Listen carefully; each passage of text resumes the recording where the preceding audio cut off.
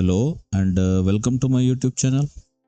In this video, we are going to discuss about the fundamentals of digital to analog converters. This is the first part of the video. In the next part, we will be looking into the codes and the implementation of DAC or digital to analog converters on STM32F44 6RE microcontroller board. So let's start the video. First of all, let us try to understand the working of ADC and DAC and where these components or peripherals are used. In our day-to-day life, we generally deal with mostly analog signals. For example, the signals that are generated from microphones, temperature sensor, light sensor, any other sensor which is generating an analog signal. So all the signals that we get from the nature are basically analog in nature. So these signals cannot be processed in the computers. Therefore, we need ADC, which converts these analog signal to their equivalent binary bits, or we can say digital signal. And then these digital signals are passed to the computer so that the computers can store them, process them according to the user's requirement.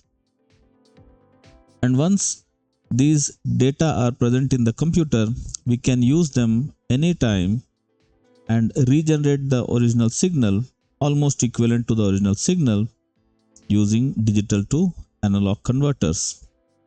And we can regenerate the sound or voltages using DACs. We have seen how to use ADCs in the previous videos. Now today we are going to see what are the requirements of DAC and what are the important features of DAC so that we can use them properly in our projects. So first of all, let us talk about the basic definition of DAC. So DAC or digital to analog converters are basically peripherals that convert digital values to corresponding analog values, and they are used to generate precise analog signals or precise analog signal generation. So some of the key features of the DAC present in STM32F44 6RE microcontroller are that it has got two channels of DAC. That means it can generate two digital to analog converted outputs.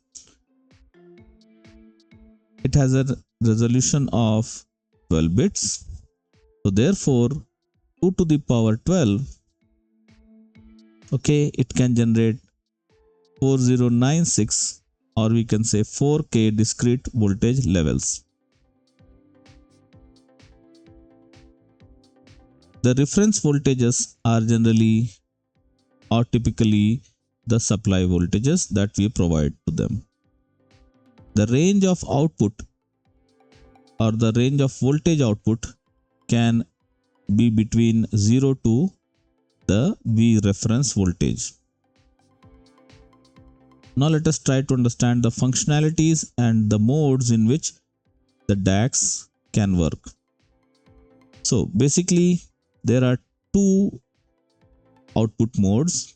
The normal mode, where direct conversion from digital to analog takes place, and the second mode is the buffered mode, where the outputs are buffered for improved driving capabilities. There are two different types of triggering modes, or we can say the way by which we can initialize the digital to analog conversion. One is software approach, in which we can say we can use software triggers to initiate the digital to analog conversions, or timer based triggering, in which the timers peripherals can trigger the digital to analog conversion. and this can be used for synchronized outputs or periodic outputs of the DACs.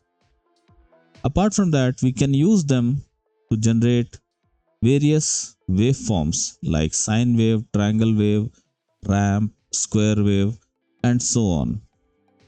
So we just have to change the codes, and according to that we can generate all different kind of waveforms using DACs. What are the applications of DACs generally? DACs in general are used to generate audio signals like sound or synthesized sounds.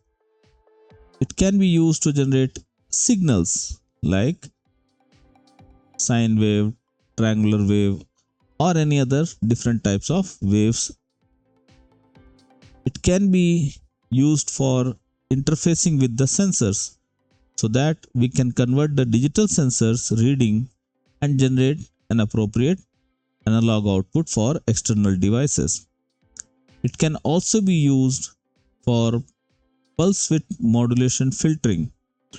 So this can be used in conjunction with the PWM so that we can use or produce smooth analog outputs with minimal noise. If you can recall, in the PWM we generally varied the width of the pulse and generate equivalent VDC RMS. These square waves generally causes lots of noise. To reduce those noise, we can use DACs as a filter. Now, how can we generate or calculate the output voltage from any DAC peripheral? For that, we can use a very simple formula. V out equal to D upon 2 to the power n multiplied by V reference, where the capital D is the digital input value which ranges from 0 to 4095 for a 12-bit DAC. Remember, 12-bit means 2 to the power 12. Okay, so depending on the number of bits present in the DAC, the value of D may vary. N is the number of bits in the DAC. In case of STM32F44 6RE microcontroller, DACs have 12 bits in them. Third, the voltage reference. Generally, like I said before, the voltage reference ranges from 0 to VDD or the supply voltage. For example, suppose we have D is equal to 2048, which is half of 4095, and we have a reference voltage of 3.3 volt, which is driving the DAC IC. In that case, the voltage that will be generated by the DAC IC will be 2048 divided by 4096 multiplied by 3.3, which is 1.65 volt.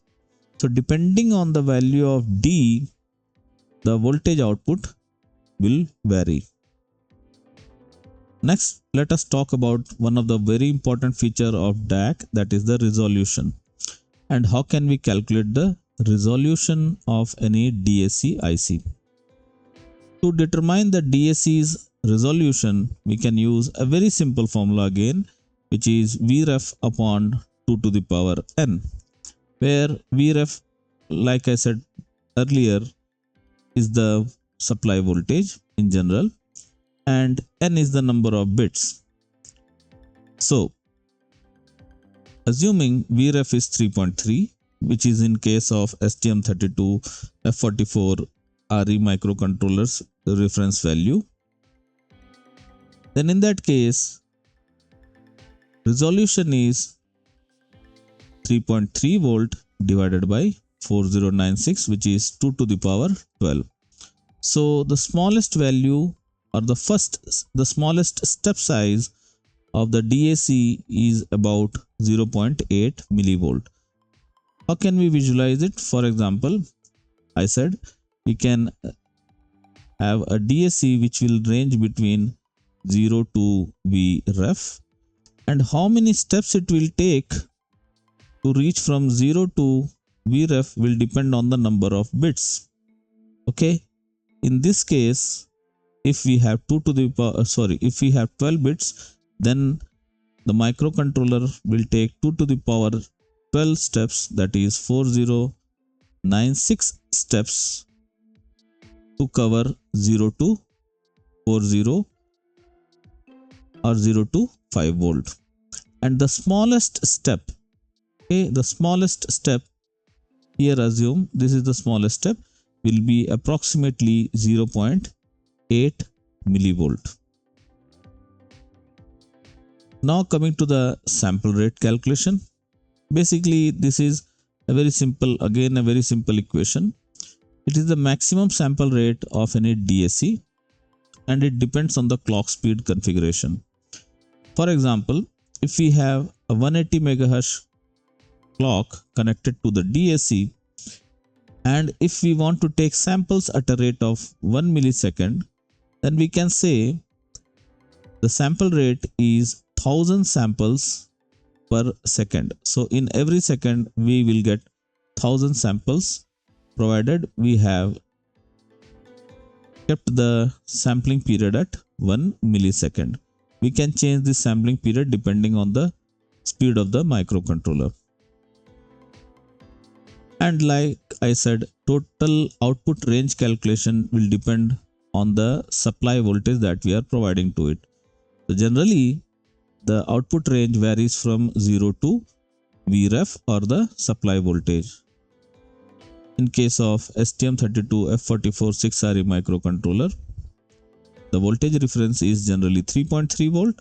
So the minimum voltage that the DAC can generate is 0 volt, and the maximum voltage the DAC can generate is 3.3 volt. Remember, these are the important parameters which in general are used to measure the performance of any DAC: the output voltage, resolution, and sample rate. With this, I would like to end the presentation. If you have any suggestions or comments about the video, then do share your comments and suggestions in the comment section. If you have not subscribed the channel, then I would request you to please subscribe the channel and press the bell icon so that you will get the notifications as soon as I upload a new video. If you have not liked the video, then I would again request you to please like the video. Thank you and have a nice day.